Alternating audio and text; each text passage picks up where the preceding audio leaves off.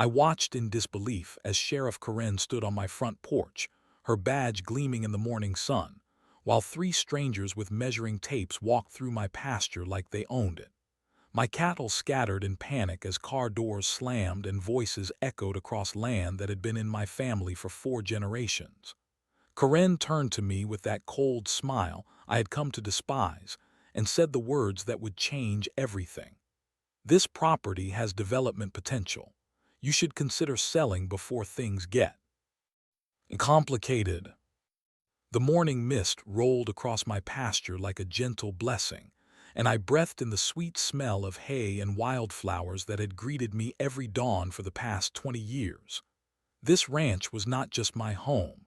It was my heritage, passed down from my grandfather to my father, and then to me. Every fence post told a story. Every weathered barn board held memories of hard work and honest living. I walked the fence line at sunrise, checking for breaks or loose wire, listening to the soft lowing of my cattle as they grazed in the distance. The peace was profound. No traffic noise, no city sirens, just the whisper of wind through the grass and the occasional call of a red-tailed hawk circling overhead. This was freedom in its purest form. My daily routine was simple and satisfying. Feed the horses, check the water troughs, repair whatever needed fixing.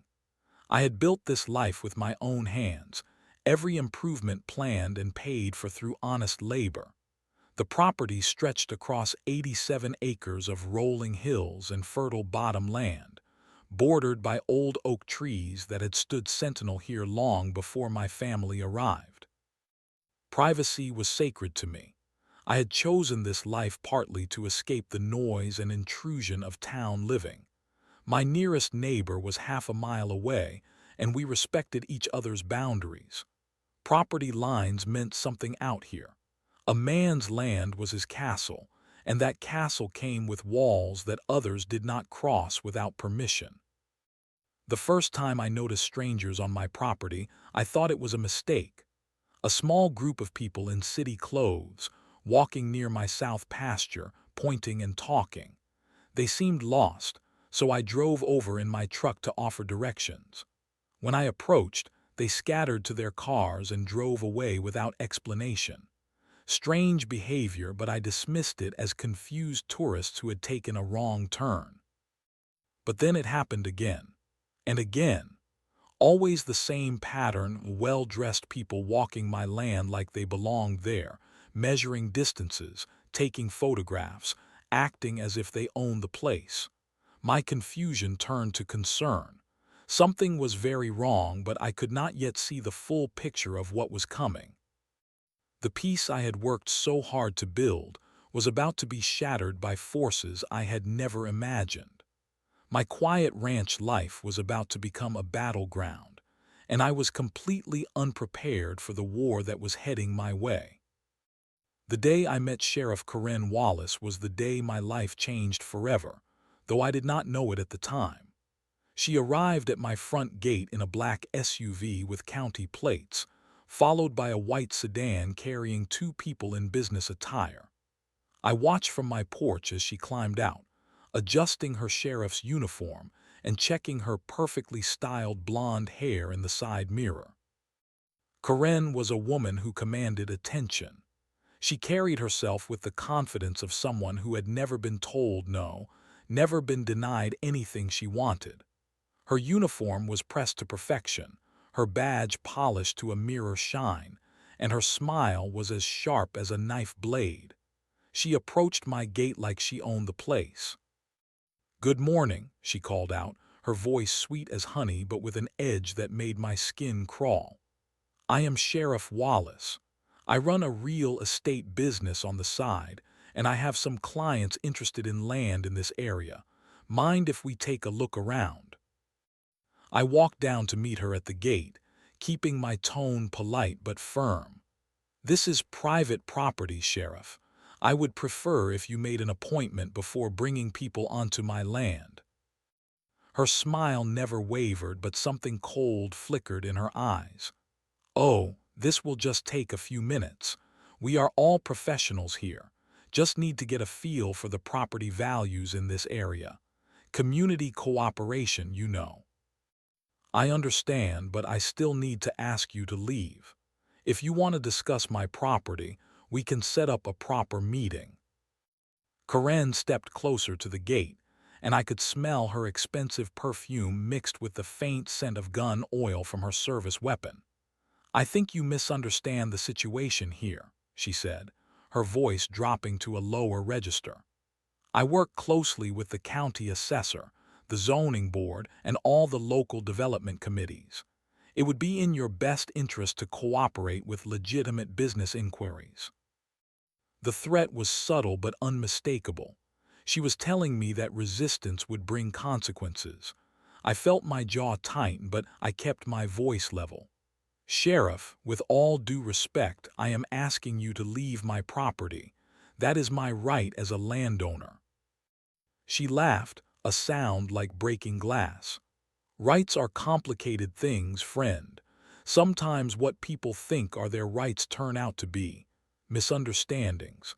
I would hate for you to find yourself on the wrong side of a misunderstanding. Her clients waited by their car, clearly uncomfortable with the tension they could feel even from a distance.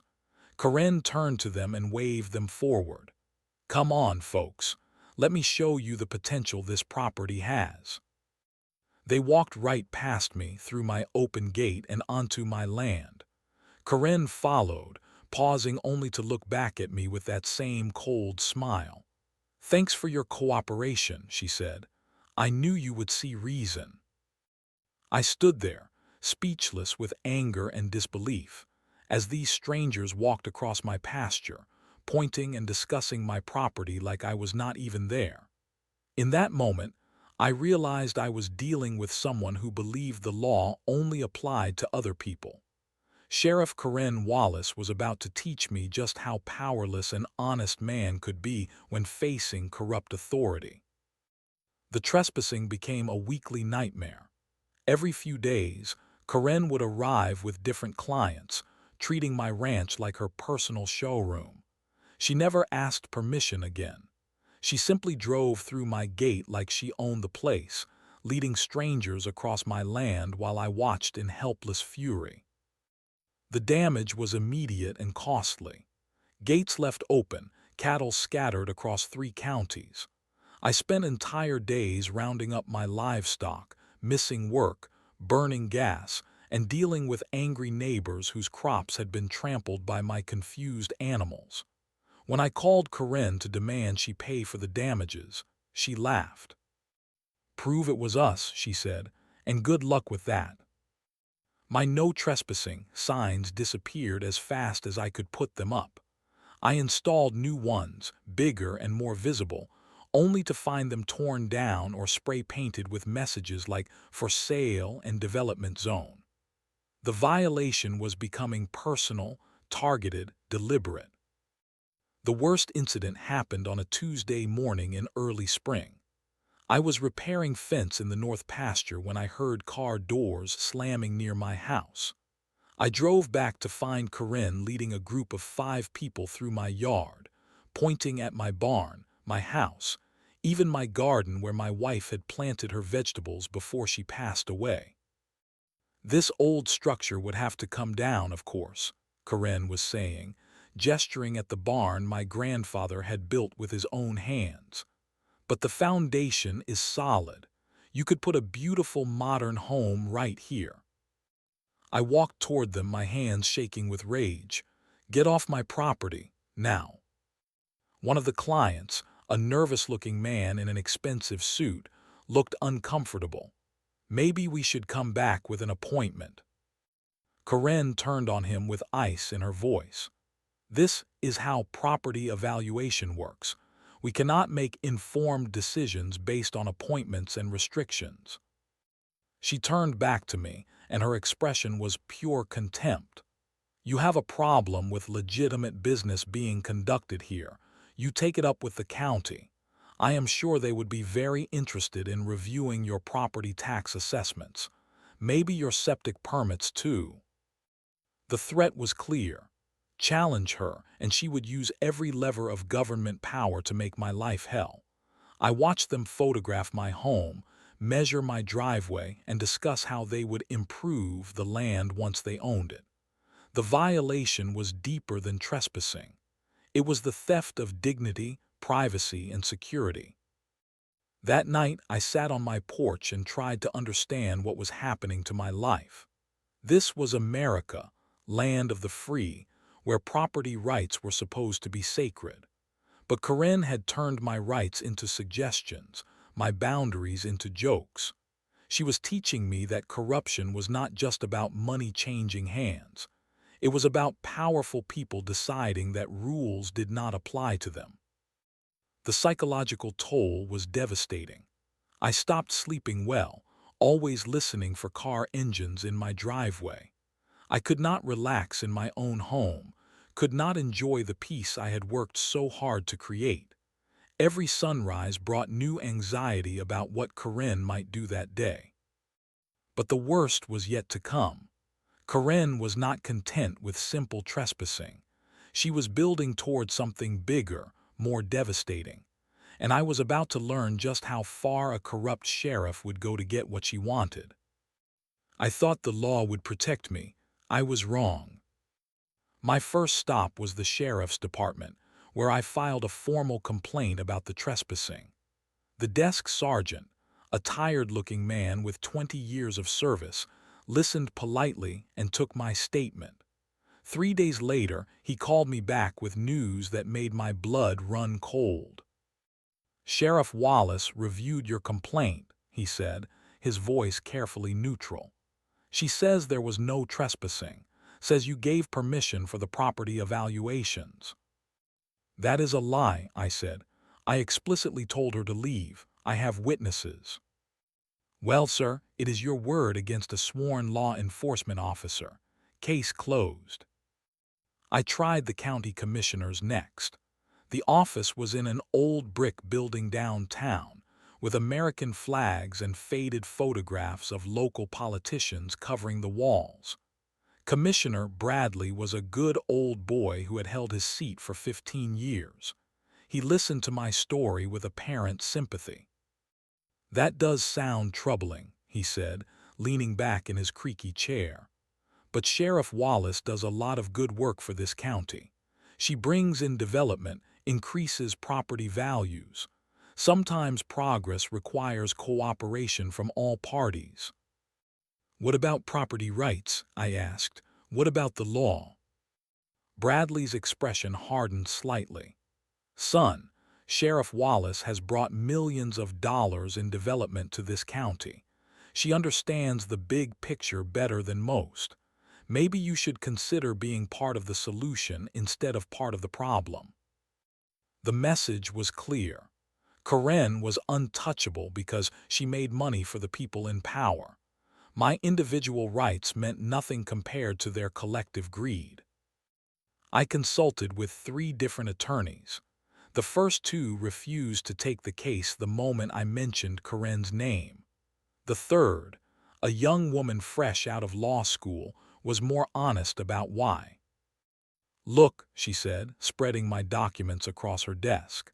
"You are absolutely right. What she is doing is illegal, but Sheriff Wallace has connections throughout the legal system.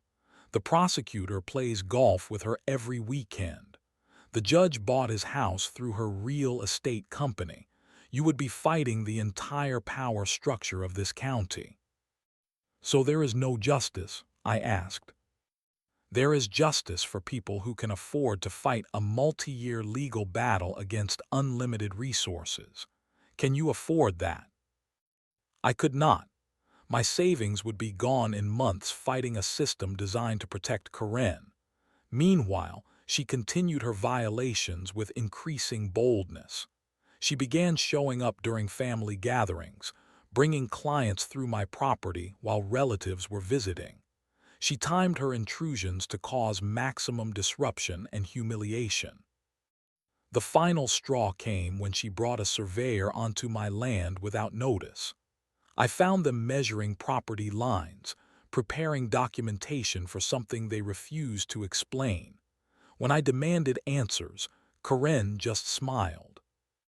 "Development moves fast in this county," she said. "Better get used to changes coming your way."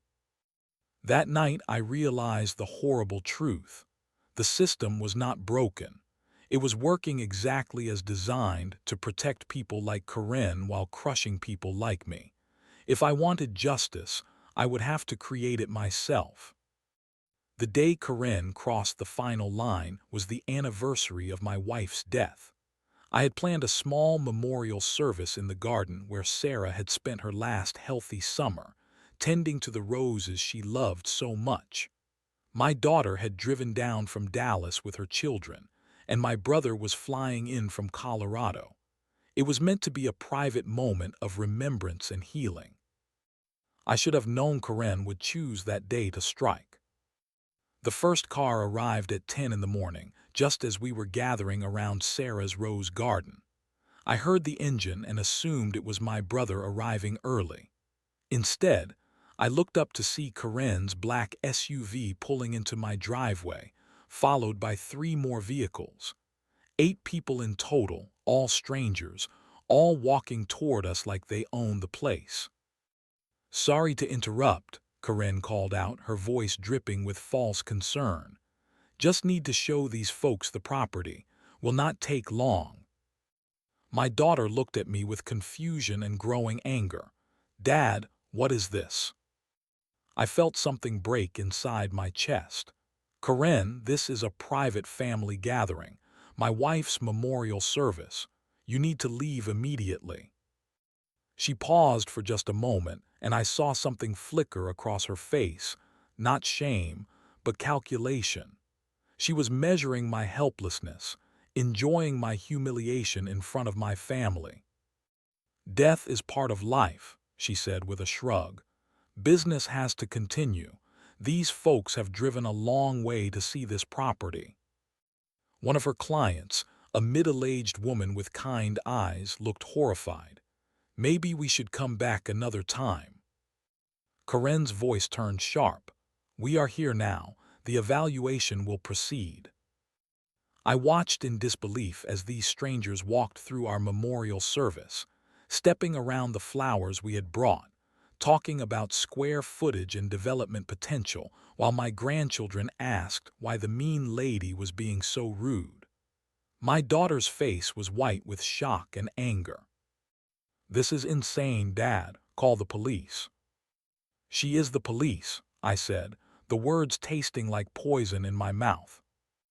Karen led her clients right through the center of our gathering, pointing at the house, discussing how the garden would make a perfect site for a swimming pool.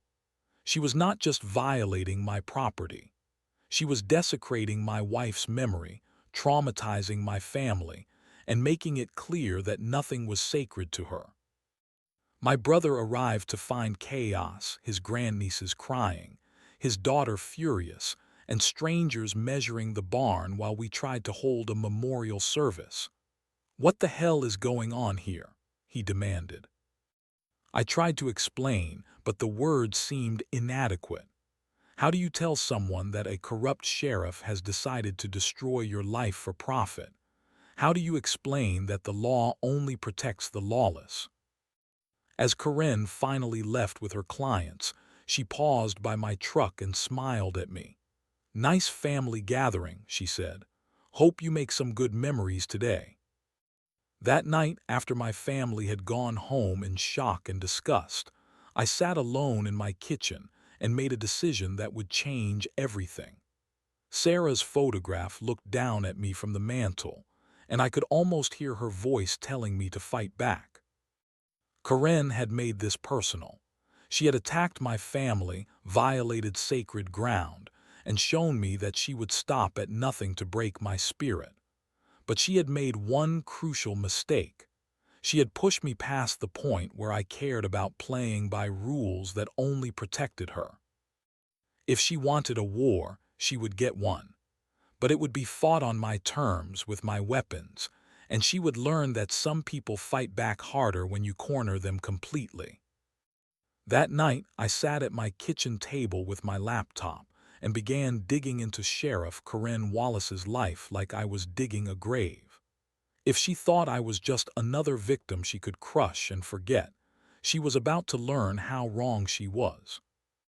I started with public records, property transfers, business licenses, court filings, all the digital breadcrumbs that people like Karen leave behind when they think no one is watching. What I found made my blood run cold. Karen's real estate business was not just a side hustle. It was a criminal enterprise disguised as legitimate commerce. Over the past 5 years, she had been involved in 47 property transactions, and the pattern was always the same. Properties owned by elderly or isolated residents would suddenly face mysterious code violations, tax problems, or legal complications. Then Karen would appear with a buyer, offering below-market prices to solve their sudden problems. The Miller Farm case broke my heart. 80-year-old Harold Miller had owned 300 acres of prime farmland until Karen decided she wanted it for a housing development. Suddenly, Harold faced septic violations, zoning disputes, and harassment from county officials. His health failed under the stress, and he sold to Karen's buyer for 30 cents on the dollar. Harold died 6 months later, and the land became Sunset Meadows subdivision. I found 12 similar cases. Families terrorized into selling, elderly people driven from land they had owned for generations, small business owners forced to relocate after facing endless bureaucratic harassment. Karen was not just a corrupt cop. She was a predator who used her badge to destroy lives for profit. But the deeper I dug, the more I realized how extensive her network was. The county assessor who created tax problems for her targets was her brother-in-law. The zoning inspector who found mysterious violations was her former partner from the police academy. The judge who ruled against property owners in her cases had bought his lakefront cabin through her real estate company for half its appraised value. I started making phone calls, late-night conversations with victims who thought they were alone, who had given up hope of ever getting justice. Mrs. Patterson, whose family farm became a strip mall. Jim Rodriguez, whose auto shop was condemned to make way for Karen's commercial development. Sarah Chen, whose restaurant was closed by health inspectors the day after she refused to sell her building. I tried to fight her, Jim told me, his voice heavy with defeat. Spent my life savings on lawyers. She had the whole system bought and paid for. There was no point. But I was not interested in giving up. I was interested in finding her weakness. I discovered that Karen's financial empire was built on fraudulent loan applications and inflated property appraisals. She was using her law enforcement authority to coerce appraisers into overvaluing properties she wanted to flip, then using those inflated values to secure development loans. The numbers did not add up, and if anyone looked closely, the whole structure would collapse. More importantly, I found other people who were ready to fight. People who had lost family farms, small businesses, and their faith in justice. People who were tired of being victims and ready to become something more dangerous, organized victims with nothing left to lose. The breakthrough came when I connected with Maria Santos, a former county clerk who had been fired for refusing to falsify property records for Karen. Maria had kept copies of everything documents that proved Karen's pattern of corruption, fraud, and abuse of power. I have been waiting 5 years for someone to come forward, Maria told me. I have evidence that could put her away for decades, but I needed other victims to corroborate the pattern.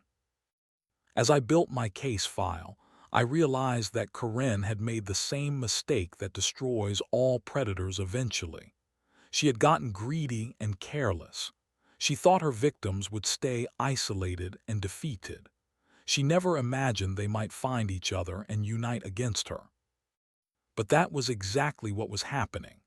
And Karen Wallace was about to learn that revenge is a dish best served with overwhelming evidence and coordinated legal action.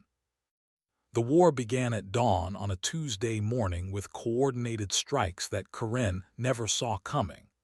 While she was enjoying her morning coffee and planning her next victim, I was executing a battle plan that would destroy everything she had built through corruption and intimidation. Maria Santos and I had spent weeks coordinating with victims across 3 counties. We had evidence, witnesses, and most importantly, we had timing.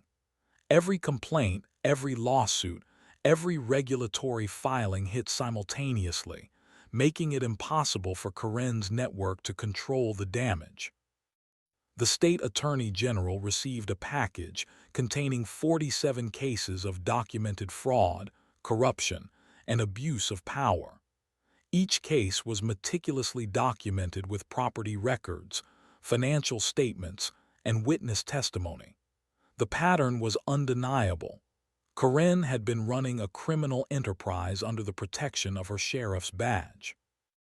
The State Law Enforcement Oversight Board received complaints from 12 victims, all detailing how Karen had used her police authority to harass, intimidate, and coerce property owners. The complaints included audio recordings, photographs, and testimony from witnesses who had finally found the courage to speak. The Real Estate Licensing Authority received evidence of Karen's fraudulent practices, inflated appraisals, coercive sales tactics, and conflicts of interest that violated every ethical standard in the industry. Maria's document cache was devastating, showing Karen's systematic manipulation of property values and loan applications. But the public campaign was what really destroyed her. I had learned to use social media like a weapon. The Facebook group, Karen Wallace Victims United, grew from 12 members to over 300 in the first week. Each victim shared their story, and the pattern became impossible to ignore. Local media picked up the story, then regional outlets, then statewide coverage. The photographs were particularly damaging. Pictures of Karen leading strangers through private property, images of her intimidating elderly landowners, recordings of her making threats against people who refused to cooperate.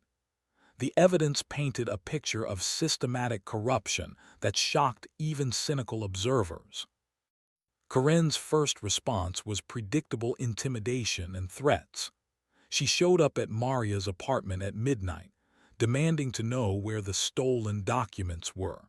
She had patrol cars drive slowly past my house at all hours, a transparent attempt to scare me into backing down. But her intimidation tactics backfired spectacularly. Every threat, every abuse of power, every desperate attempt to silence her victims just provided more evidence for the case against her. I recorded every interaction, documented every violation, and shared it all with the growing army of people who wanted to see her face justice. The turning point came when Channel 7 News ran a week-long investigative series called Badge for Sale Corruption in Rural Law Enforcement. The series featured interviews with Karen's victims, analysis of her real estate deals, and hidden camera footage of her harassment tactics. The public reaction was explosive. County commissioners who had protected Karen suddenly found themselves facing recall petitions. The sheriff's department was flooded with complaints demanding her removal. The governor's office launched an independent investigation into corruption in the county. Karen's real estate business collapsed overnight. Clients canceled contracts, business partners fled, and banks began investigating the fraudulent loan applications that Maria had documented. The financial house of cards that Karen had built through corruption began falling faster than she could manage. Her desperation became obvious when she tried to have me arrested on fabricated drug charges. The plan was crude and obvious plant evidence during a wellness check, and destroy my credibility before the state investigations could proceed. But we were ready for her. I had installed security cameras throughout my property and hired a private investigator to document Karen's activities. When she arrived with a search warrant based on an anonymous tip, everything was recorded. Her attempts to plant evidence were captured in high definition, and the video went viral within hours. The final blow came when 3 of Karen's own deputies came forward with evidence of her criminal activities. They had been documenting her corruption for months, waiting for the right moment to act. Their testimony provided insider details about Karen's methods, her network of corrupt officials, and her plans to expand her criminal enterprise. As the walls closed in around her, Karen's facade of control finally cracked. The untouchable sheriff who had terrorized property owners for years was about to learn what real powerlessness felt like. The end came faster than anyone expected. On a cold December morning, I watched from my kitchen window as a convoy of state police vehicles turned into Karen's driveway. The irony was perfect. The woman who had used her badge to terrorize innocent people was about to be arrested by officers who still believed the badge meant something. The state investigation had moved with devastating efficiency once it began. Federal authorities took over the case when they discovered that Karen's corruption involved wire fraud, civil rights violations, and racketeering charges that crossed state lines. Her local protection network was powerless against federal jurisdiction. Karen's arrest was broadcast live on local television. I watched her being led away in handcuffs, her perfect hair disheveled, her arrogant confidence replaced by the hollow stare of someone whose world had collapsed completely. For the first time since I had known her, Karen Wallace looked exactly like what she was, a criminal facing justice. Her network fell apart within days. The county assessor who had manipulated tax records for her resigned in disgrace. The zoning inspector who had harassed her victims was fired and faced criminal charges. 3 county commissioners who had protected her were recalled by angry voters who finally understood how they had been betrayed. The legal proceedings were swift and merciless. Karen's financial records revealed a pattern of fraud so extensive that federal prosecutors called it one of the largest corruption cases in state history. She had stolen over $2 million through fraudulent real estate deals, destroyed dozens of families, and corrupted an entire county government for personal profit. The victim impact statements took 3 full days to read in court. Elderly farmers who had lost family land, small business owners who had been driven into bankruptcy, families who had been terrorized into leaving their homes, all finally had their day in court. Many wept as they described years of harassment and intimidation that had nearly destroyed their faith in justice. When my turn came to speak, I looked directly at Karen and spoke the words I had been practicing for months. You thought your badge made you untouchable.